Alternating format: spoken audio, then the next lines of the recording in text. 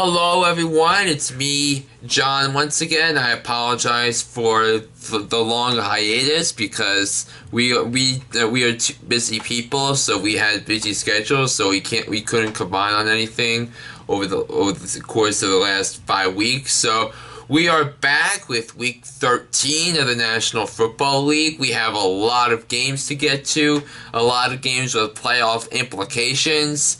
So let's get started. So the first game on my list is one of the best games of the week on the schedule. The 8-3 New York Football Giants, coming off a win against the Cleveland Browns, travel to Pittsburgh to take on the suddenly hot Pittsburgh Steelers. What do you got in this one? Yeah, and John, me and you really haven't been able to talk about the Giants recently, but I don't know any Giant fan before the season that would have guessed that the Giants would start off 8-3 through the first 12 weeks this year.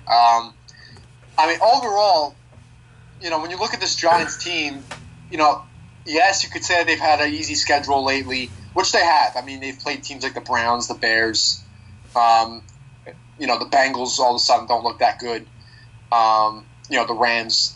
But, during the 6-game winning streak, they've won all 6, and that's really what good teams do. And I do think the Giants can be a dangerous team. Defensively, they have turned into I don't know if you call it an elite defense, but they've turned into a very good defense. And, the defensive line's been playing very well.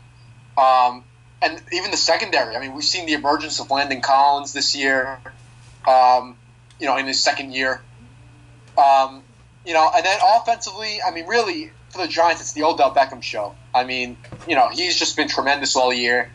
And, they've had some struggles running the football still, although they've gotten a little bit better recently.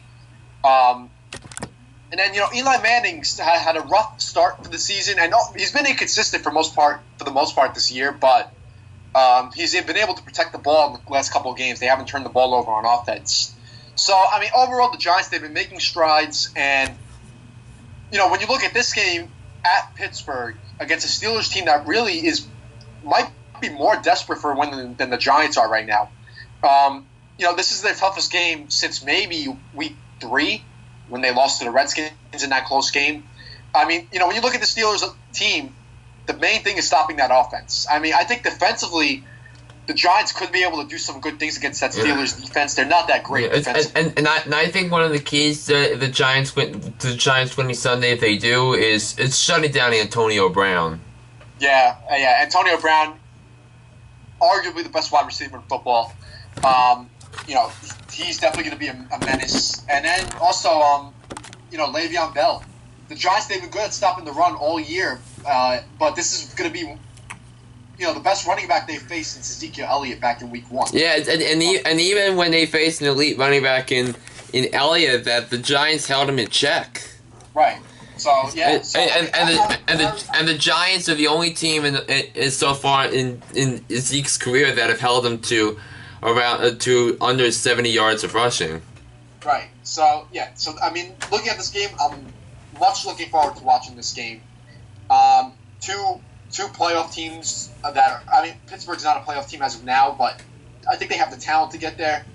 But yeah, this is going to be a very good, fun game in Pittsburgh on Sunday. But for me, when I look at it as I think defensively the Giants are the better team, and I think defensively they'll do enough to stop that high-powered offense that Pittsburgh has.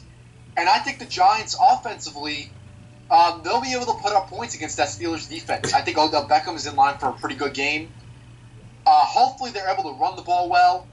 I'm not putting too much faith in that, but they have been improving slowly in that department. So hopefully they're able to do that. But overall, I think the Giants are the better team, John, and I think they pull out a close win in Pittsburgh on Sunday. Giants 27, Steelers 23. Yeah, and do you know what? I like the New York Football Giants on Sunday. I mean, when you look at the teams, I think the Giants have the better defense. I think Pittsburgh has been too much of up and down on defense this season. Well, I think a couple of things that the Giants should be worried about, like I said with Antonio Brown, is I think the Pittsburgh's pass rush is getting up in there. So I think. Right, considering how the offensive line has played, I think they need to step up. I think you also need to make plays on both sides of the ball with your rushing attack and use JPP, the reigning NFC defensive player of the week, to your advantage, because he had that big game against the hapless Browns with 3 sacks and seven tackles and a return touchdown. But I just think Pittsburgh is too much of an inconsistency. But the Giants have the better defense, and they have the better coach. So I like the New York Giants in this one. 31-28 for the Giants. Now let's get to another game, as this is a Monday night game on December 5th between the Indianapolis Colts, coming off a loss against the Steelers, facing the 3-8 Jets on Monday Night Football. And the Jets are playing in prime time. Are they ready for prime time? No. No. The Jets are. I mean, okay. I give them credit. You know, they played the Patriots tough on Sunday. But you know, they're just not a great team. They couldn't get the win out. They couldn't pull the win out of there. And now, for some reason, the Jets are still starting Ryan Fitzpatrick. I don't understand it. I don't know what the point of it is. They're not going anywhere this year. They're not going to be in the playoffs. Fitzpatrick's not going to be here next year. They have 2 young starting quarterbacks that are on the roster with Hackenberg and Bryce Petty. Why can't they play these guys and see if they have anything there? You know, I don't understand it. In my opinion, it's a stupid move by Todd Bowles and the front office there. With the Jets. And this is the reason why Jets fans are getting frustrated with Todd Bowles. Right. I mean, I think it's one of the many reasons. You know, I think there's other reasons as well. But, yeah, I mean, you know, now you have the Colts coming in here. The Colts are desperate for a win. And again, that AFC South is a division that right now any team can win it unless you're the Jaguars. So yeah, and I think you can say right now that only one team for that division is going through. Right. Yeah, I'd say so. I think whoever wins that division, I don't think there's going to be a wild card in that division, especially when you look at the AFC West. But yeah, I mean, this Colts. When you look at the Colts, I mean, it's a team that they have a lot of flaws, and luckily for them, Andrew Luck will be back this week. He didn't play on Thanksgiving with that concussion, but he'll be back on Monday night. And even though the Colts, they have their flaws, they're a better team than the Jets, and I think Andrew Luck will pull them through to a win on Monday night and keep their playoff hopes alive. As I think they'll get back to 500. Colts 24, Jets 20. I think the Jets keep it close. Yeah, and you could also say that Indianapolis is a flawed team defensively. I mean, I think we saw that the entire year, and I think it's gonna continue because that bad defense is going to be the reason why the Jets will stay in this game. They can't tackle, they can't make the big stop on third down, and you saw it on Thanksgiving against Pittsburgh as Ben Roethlisberger made it too easy on himself, as he dissected this Colts defense apart. But there's only one reason, and one reason only, the Colts are going to win this game: Andrew Luck. So give me the Indianapolis Colts to stay alive in the playoff hunt and find a way to win. Colts 28, Jets 20. All right, so let's get to some of the good games on the schedule, and we will start, Chris, in Atlanta, as the Atlanta Falcons, coming off a dominating win over the Arizona Cardinals. They stay home as they welcome the 8-3 Kansas City Chiefs, coming off a dramatic Sunday night victory in Green Bay. So let us start by looking at how dominant Kansas City was. or I should say how tough they were in a sense, because let's face it, Chris, the Chiefs may not have the most talent on offense, they may not have the most talent on defense, but great teams beat good teams on the road. Right. I mean, that was a very impressive win. When you look at it from the Chiefs' perspective, And it was crazy with the with the bold move to try to win the game by giving Kubiak to the Broncos for that extra point. I agree with the situation because you play to win, not to lose. Right. Right. Yeah. I mean, and especially when you're in Denver, I mean, where it's easy to kick a long field goal there. I didn't mind them trying that. Obviously, Kubiak doesn't look great now, considering that it didn't work out. But if it would have worked out, he would have looked like a genius. So, I'm not going to fault him for that too much. But what I will say is, very impressive win for the Chiefs on the road against a division rival last week and on Sunday night. And they have a ton of talent, especially defensively. I really like their defense. They have a pretty good secondary. Justin Houston's playing some great football on the defensive line there. The one thing with the Chiefs is, like you said, offensively they do lack some talent, I feel like. And, it's been like this for a couple of seasons now with Alex Smith as quarterback. Alex Smith, he can make some throws, but overall he's not an elite quarterback in any way. And I think that's what really hurts them the most. And, I mean, when you look at this week's game, the Chiefs, they have had some clunkers this year. I mean, we saw them get blown out against Pittsburgh early in the year. We saw them, but then they do have some good wins, like they went to Oakland and completely dominated the Raiders. So, it's a team that can be on and off depending on the week. But I think this week going to Atlanta to face the Falcons team that defensively isn't great, but offensively can put up a lot of points on you. I think Matt Ryan right now should be in MVP conversations. I mean, he's had a tremendous year. But do you know who should be more? Julio Jones. Julio Jones as well. Yeah, I mean, Julio Jones, he's been great his whole career so far, but especially this year, he's exceeded his usual stats. And yeah, I mean, that tandem has been tremendous all year.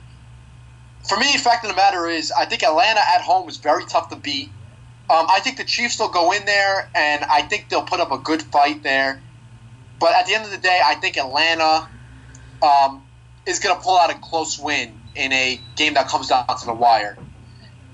Give me the Falcons at home in the Dome. Falcons 26, Chiefs 23 in overtime. Yeah, and you know what? I have this game going into overtime as well, because this is two very solid teams.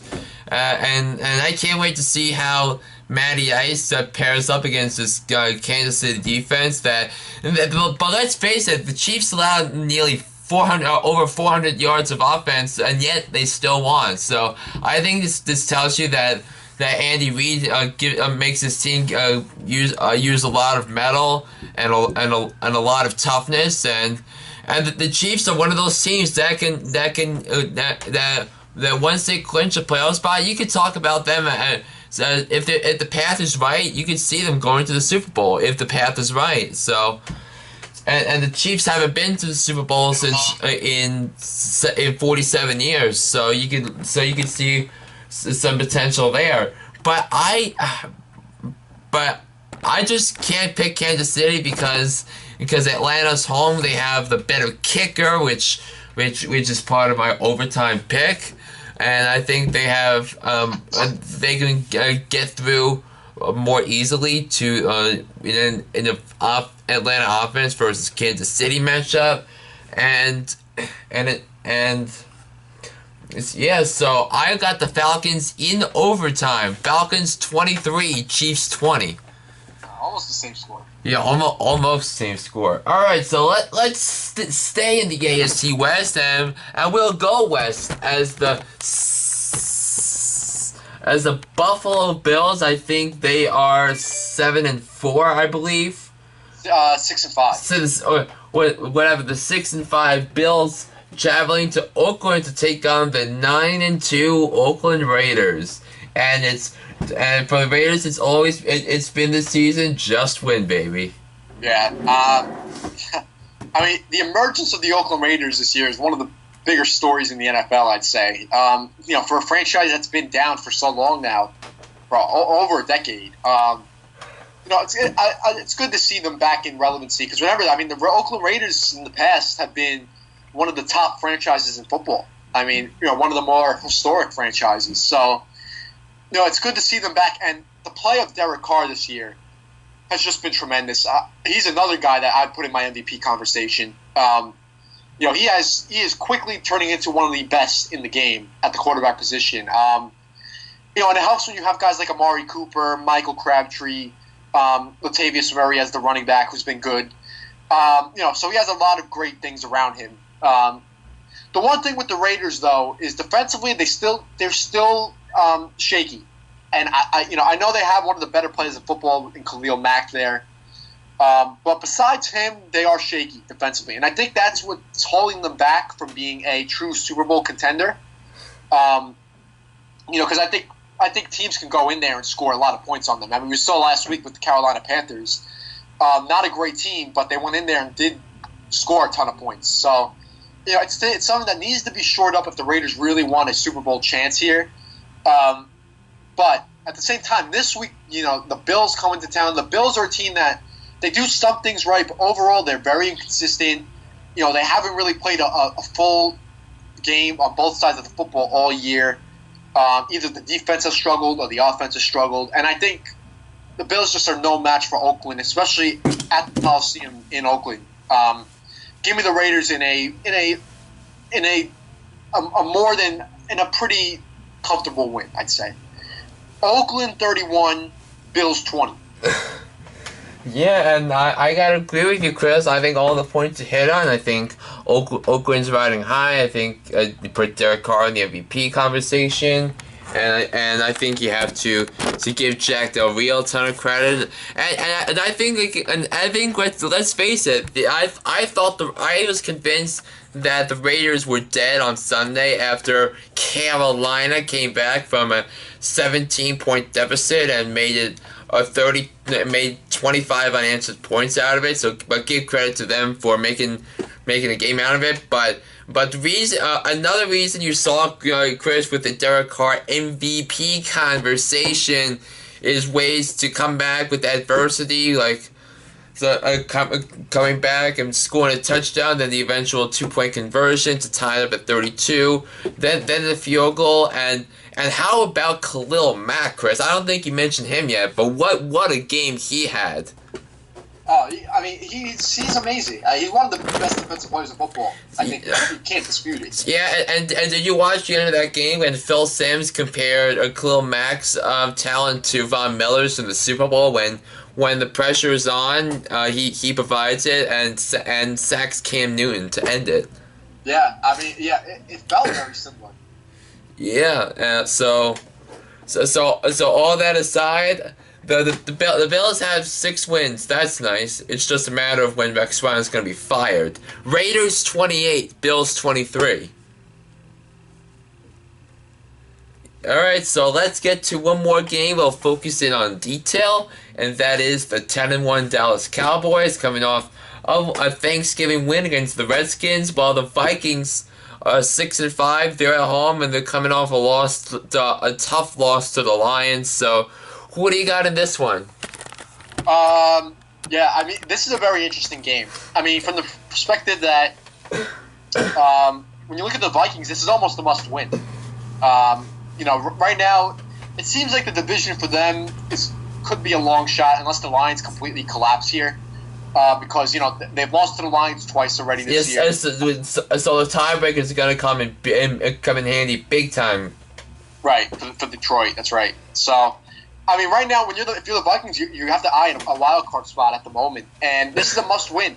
Really, the Vikings, for a team that started off 5-0 this year, and they've now lost 5 of 6. A loss here brings them back to 500, which really cannot happen. Considering that when you look at the NFC now, the wild card picture, as of right now, you have the Giants there, and then you have teams like Tampa Bay, who have all of a sudden started getting in that wild card conversation, and that's a team that they've been inconsistent this year, but they have looked great at times. So yeah, and if the season ended today, there'd be 3 NFC East teams coming out, going through: Dallas, the Giants, and the Redskins. Redskins also, yep. Yes, but it's So I mean, also again, the Redskins are also another team that you have to be looking at as a wild card team as well. So the Vikings right now, they're really in a fight for a playoff spot, and I think this would be a big win for them if they can win at home against a Cowboys team that is coming in red hot right now, 10-1.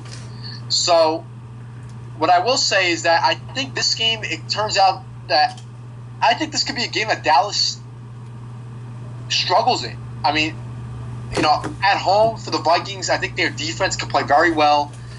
I think the Vikings are a team that could stop Ezekiel Elliott and could hold them down. And I think that they can cause some problems for that Cowboys offensive line, which is the best in football.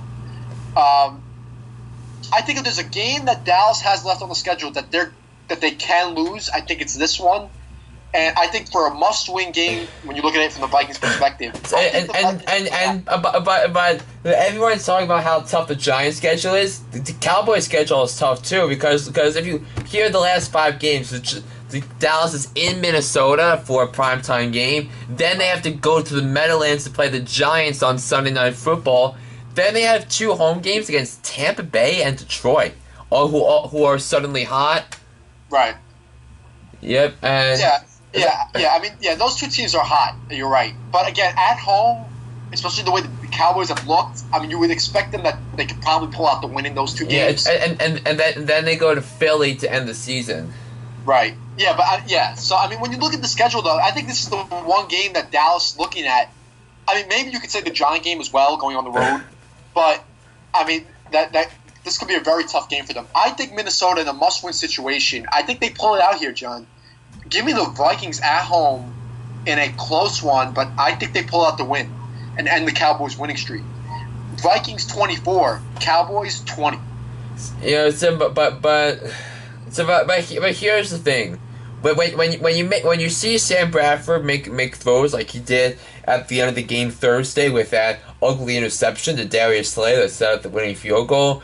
Yeah, I really don't see a way that a strategy like that will beat the Dallas Cowboys, considering how good Dallas' offensive line is with all the protection and the game clock. So you could look at if the Vikings played the way they did on Thursday and only had 25 minutes on the field, they lose.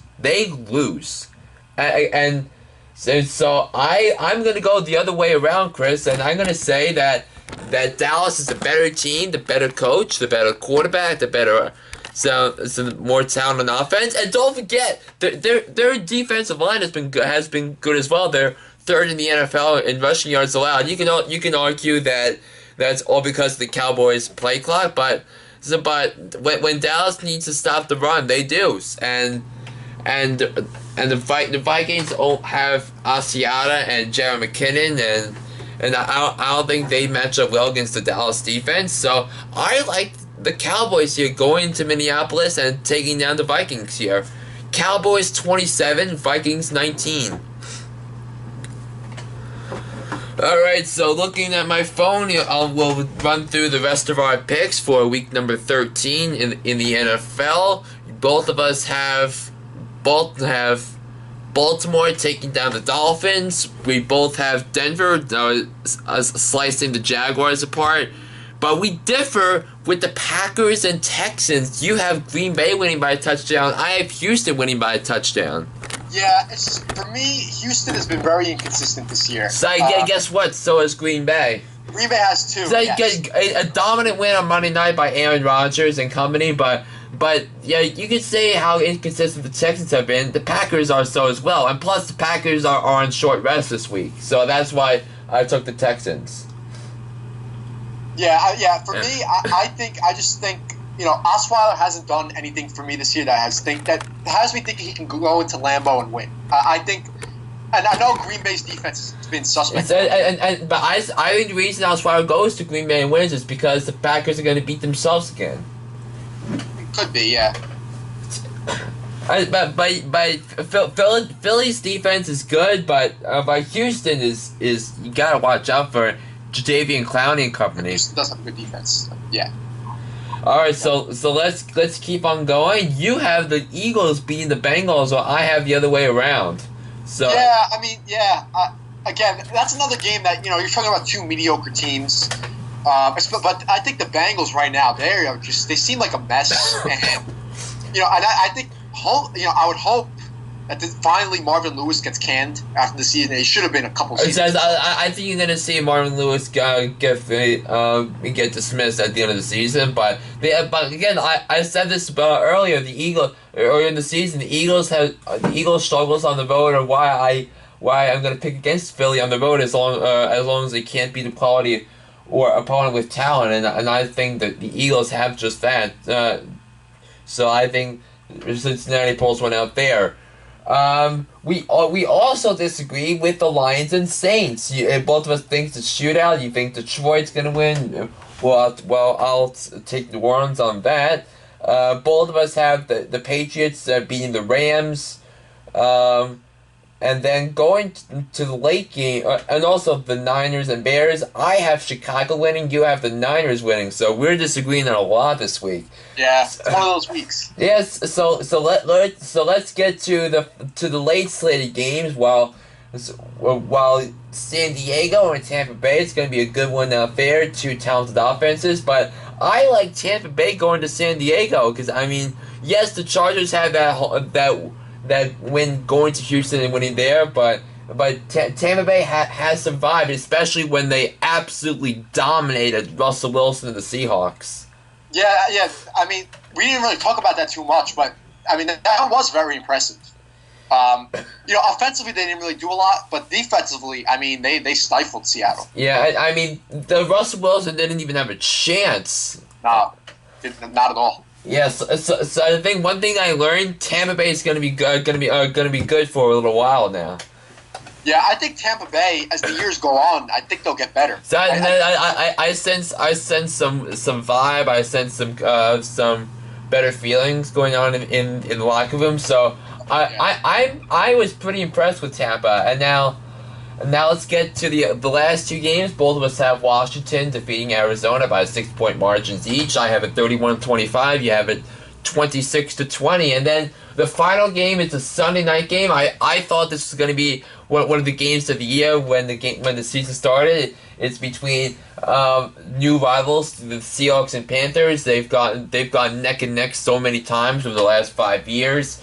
But they get a Sunday night matchup in Seattle with Carolina playing back-to-back road games on the West Coast, so you have Seattle winning handily, but I think Carolina's going to keep it close because Seattle can't block as they obviously showed on Sunday. So I think it's going to be an ugly contest, but I think Seattle's going to pull it out because they have the better defense at the end. So I have Seattle winning on that. So let's see, we have 1, 2, 3, 4, 5 games where we disagree on this week.